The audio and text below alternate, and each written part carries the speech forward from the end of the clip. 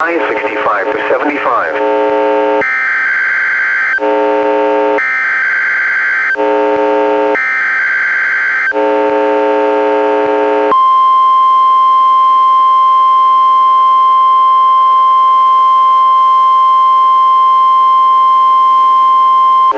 This is the National Weather Service Office in Portland, Oregon. The preceding was a test of NOAA Weather Radio's warning alarm. Tests of these receivers are normally conducted every Wednesday between 11 a.m. and noon. If there's a threat of severe weather on the day of the test, it will be postponed until the following week.